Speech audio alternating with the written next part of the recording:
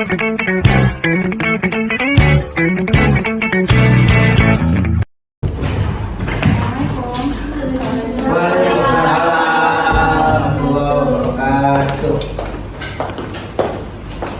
pagi Ibu. Bismillahirrahmanirrahim. Assalamualaikum warahmatullahi wabarakatuh. Waalaikumsalam warahmatullahi wabarakatuh. Bagaimana kabarnya hari ini? Alhamdulillah, luar biasa. Allahu Akbar. Semangat banget udah pada makan ya? Udah. Ayo Bu, Kamu makan? buru-buru. Biar Jumatan. Hari ini udah siap buat budget belum? Sudah insya Allah. Bu. Kalau kalian udah masuk kelas, berarti kalian sudah siap untuk belajar. Coba ibu minta tolong sama kalian, lihat teman dekatnya, teman jauhnya, apakah ada yang tidak hadir? Tapi kemarin masuk kan? Masuk. Oke, semoga yang sakit diberi kesembuhan. Amin. Baik. Ketua kelasnya di sini siapa? Ada. Gak ada Bu. Ya udah, Radit pimpin doa dalam hati. Masih. Sebelum kita belajar, agar kita berdoa dalam hati dimulai.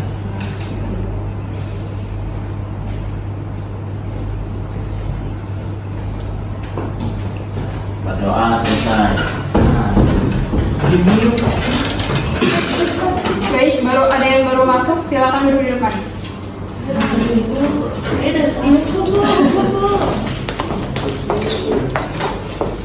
Oke, bisa dilanjut ya. Selesai. Apa yang kalian tangkap tentang berpikir kritis? Berpikir sampai kritis. Berpikir Berpikir secara secara mendalam. Enggak lah, logika secara kritis. Coba nanti apa? Berpikir kritis itu kita tuh mendalami sesuatu hal untuk menemukan. Nah, gitu. Oke, banyak sekali kan ya pengertian dari kalian. Jadi berpikir kritis itu merupakan usaha yang dilakukan secara sadar maupun sengaja oleh seseorang untuk memperoleh, untuk menilai, untuk mengevaluasi suatu informasi yang nantinya akan disampaikan ke orang lain berupa pendapat. Misalnya Salwa melihat suatu informasi terkait TKA. Ada yang tahu nggak TKA di sini apa? Enggak, Bu. Lagi viral di bidang pendidikan. Saya UN. Tes kemampuan akademik. Iya betul. Jadi misalnya Salwa baru mengetahui ini, wah apa ini TKA gitu.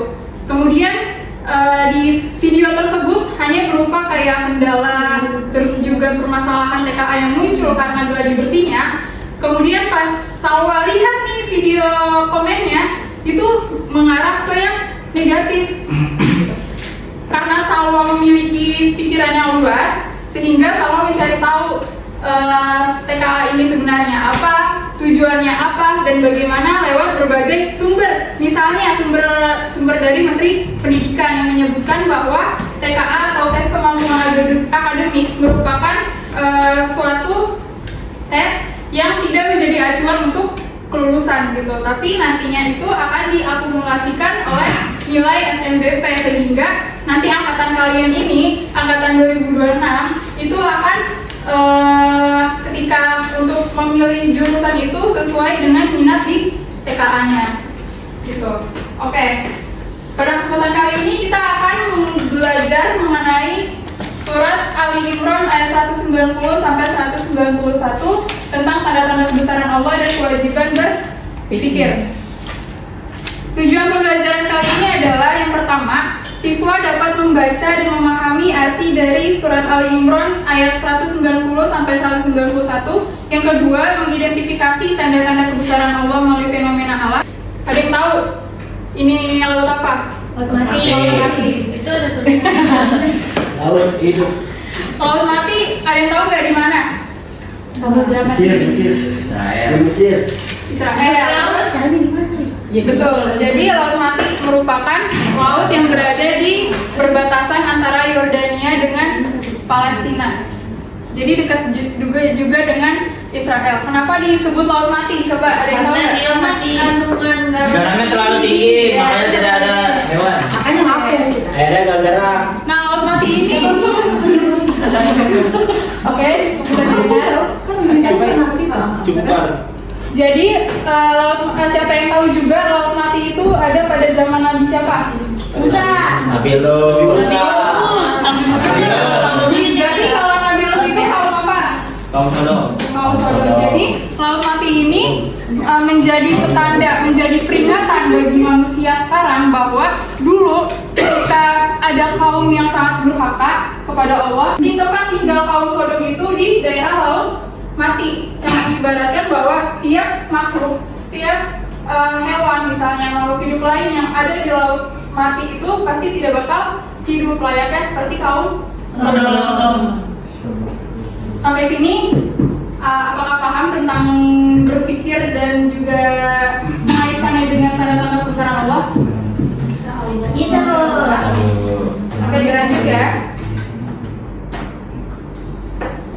Coba ibu minta ke Inna fi khalqis samawati wal ardi wa ikhtilafil laili wan nahari li ulil albab. Bismillahirrahmanirrahim. Inna fi khalqis samawati wal ardi wa ikhtilafil laili wan nahari la ayatin li ulil albab alladzina yadhkuruna Allaha qiyaman wa qu'udan wa 'ala junubihim wa yatafakkarun. saat itu Rasul meminta izin kepada Aisyah untuk melaksanakan sholat malam. Di sholat malam Rasul berwudu, kemudian melakukan sholat malam, dan Rasul menangis dalam sholatnya. Setelah itu, setelah sholat, Rasul berzikir, memuji Allah, kemudian kembali menangis. Pada saat itu datang Bilal untuk melaksanakan apa? Bilal biasanya ngapain? Azan subuh. Lantas Bilal bertanya kepada Rasul, ya Rasul, kenapa engkau menangis? Padahal dosa engkau yang sebelumnya dan yang akan datang itu sudah diampuni oleh Allah. Lantas Rasul menjawab, apakah tidak boleh aku bersyukur kepada Allah? Terus kemudian Rasul menjawab lagi, alangkah ruginya orang-orang yang membaca tetapi tidak memahami kandungannya. Di sini sudah, di dalam ayat ini sudah terlihat bahwa ciri-ciri orang yang beriman, orang yang berpikir adalah orang yang senantiasa selalu mengingat Allah dalam keadaan apapun, baik itu berdiri, tiduran, rebahan, dan sebagainya. Jadi semua kegiatan, semua hal yang dilakukan oleh orang itu lantas selalu mengingat adanya Allah. Gitu. Baik, kita masuk ke kerja kelompok ya. Di sini ibu akan membagikan 3 kelompok. Di sini ada berapa? Ini ada satu kelompok yang 5 orang ya. Satu kelompok 1 dari Gifar sampai Zahra. Kelompok 2 Fatan sampai Balkis, dan yang ketiga Fatimah sampai Alika. Ya,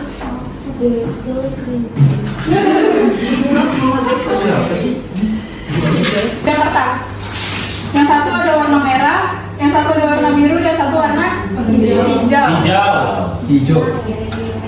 Dari kelompok 2 dulu. Pilih. Iya, Oh, sini.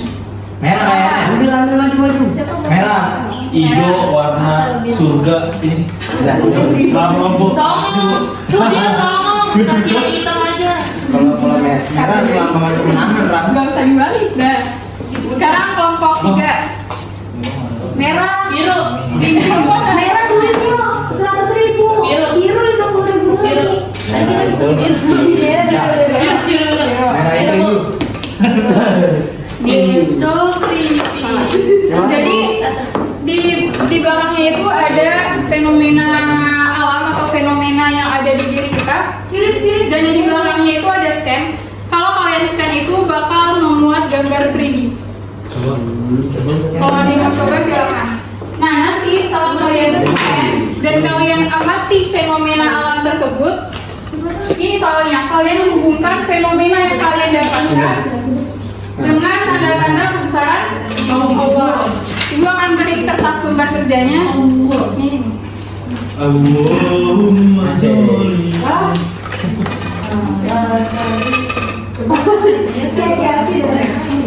Sama ya? Jadi kalian kan dapat kan beraneka ragam fenomena. Coba kalian hubungkan fenomena yang kalian dapat dengan tanda-tanda kebesaran Allah. Waktunya 2 menit. 1 menit diskusi. Suruh bayar, masa Udah nggak bayar, udah di buat di download bu. Enggak, oh bentar. Ini maksudnya kita Iya bu, lama bu. udah ada jawabannya. Nomor 100 bu. Ini jawabannya di sini bu. Itu jawabannya.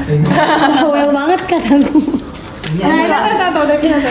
coba lihat tadi. Bu Ade, kok lama Bu Coba Ade? lihat scan muka gua, scan muka gua. Nggak jelas. Ih. Atau di situ Coba lihat tuh.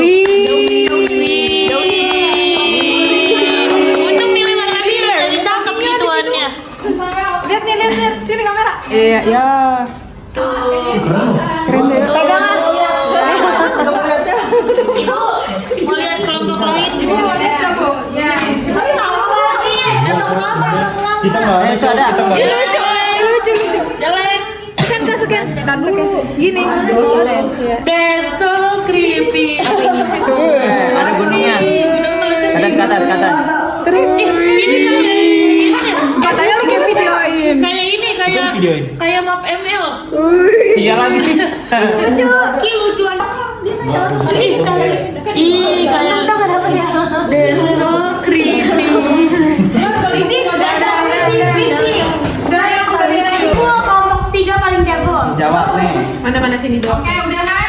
Belum bu. Diskusinya belum. Kamu dari tadi main gunung. Ayo bu. Nah, gunung. Bu, totor. Ya, Bukan cocok. Bukan Allah. Bu, tulis jawabannya di sini bu. kata serenya apa? Bagus kali ini. Orang itu matahari nggak sih? Iya ini. Iya, boleh ditulis. Berdiri aja. Ya, coba ke depan. Masuk. Yang maju berapa orang tadi? Satu nggak apa-apa. Berarti ramah aja kali ya ketuanya. Oh, dan tubuh yang memiliki fungsi khusus. Nah, apa aja? Seperti jantung itu memompa darah kita. Terus paru-paru untuk biar bisa kita napas. Dan otak itu mengatur kerja tubuh kita. Yang semua itu bekerja sama menjaga kehidupan manusia. Gitu. That's so ya, ini tata surya. Iya. Tata surya itu kayak pergerakan planet yang memiliki matahari secara teratur, pergantian siang dan malam, serta fenomena alam kayak gerhana. Itu tuh merupakan tanda-tanda kebesaran Allah. Itu juga bisa diamati sebagai ciptaan Allah yang teratur dan penuh hikmah. Itu sesuai dengan ayat 190 sampai 191 yang menyebutkan bahwa di dalam penciptaan langit dan bumi serta pergantian malam dan siang terdapat tanda-tanda bagi orang yang berakal untuk merenungkan kebesaran Allah dan menyadari bahwa semua ciptaannya tidak sia-sia. Dari fenomena alam tersebut, manusia itu diajak buat berpikir, merenungkan dan mengambil pelajaran serta mengenal kebesaran Tuhan yang menciptakan dan mengatur segala sesuatu. That's so amazing. Bagaikan langit dan bumi. Yang mau pemnya loh. Tempel. Ini gunung. Gunung ini bisa. Gunung bisa disebut ini sebagai penyeimbang dari seluruh alam semesta. Gunung itu menjadi manifestasi di alam semesta karena gunung ini sangat penting di dalam kehidupan manusia. Kalau nggak ada gunung, hidup ini rata seperti nggak ada rasanya. Ada air. Ada air. Kalau nggak ada gunung kita, kalau mau mendaki kemana kan bingung gitu. Nah, kemana? merenung, berpikir dan menyadari bahwa semua ciptaan ini tidak terjadi secara sia-sia, melainkan memiliki tujuan. Terus agar manusia semakin beriman dan tunduk kepada Allah Subhanahu wa Ta'ala. Misalnya contohnya yaitu ketika kita melihat fenomena alam yang sangat indah seperti gunung, laut, otomatis pasti kita kayak bilang Masya Allah, ya nggak sih? Nah, hal itu termasuk dalam bentuk ibadah. Ibadah seperti apa? Karena kita bersyukur atas nikmat yang diberikan oleh Allah Subhanahu wa Ta'ala. Oke, sebelum Ibu tutup, Ibu mau di antara kalian ada yang menyimpulkan pembelajaran kali ini. Tapi kita dengan Video. Wow. Hah? Nah, di sini kita lihat ya, di sini ada kelompok 3, di sini ada kelompok 2, dan ada kelompok 1. Sebelum itu kita shuffle dulu. Emang boleh tadi itu, Bu? Nggak boleh. Itu ibu main. Shuffle dulu, shuffle. Reshuffle. Jadi nanti ketika kelompok misalnya kelompok 3, berarti perwakilan kelompok 3 harus memberikan kesimpulan. Masuk jendela. Yang bakal memberikan kesimpulan adalah kelompok 1, 2.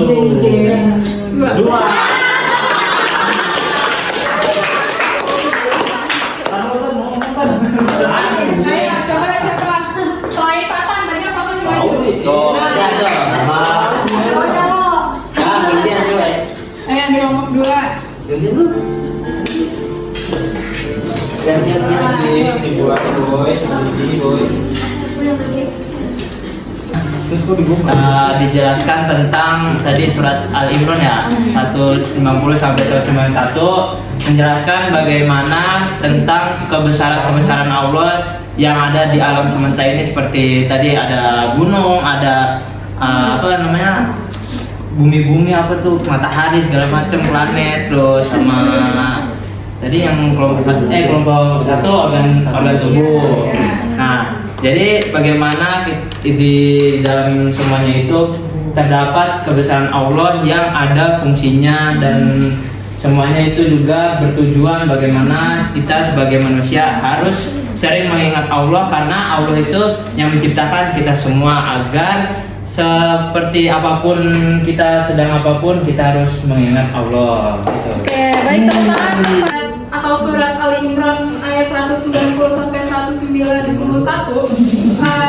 mengajarkan bahwa berpikir ilmiah atau berpikir dengan ilmu pengetahuan dan merenung adalah bentuk dari suatu ibadah. Semakin kita memahami ilmu pengetahuan, maka semakin kita juga mengenal kebesaran Allah. Oke, sampai sini apakah ada yang ingin dipertanyakan sebelum kita tutup? Cukup, Bu. Baik, sebelum kita tutup, alangkah baiknya kita membaca doa kafaratul majelis.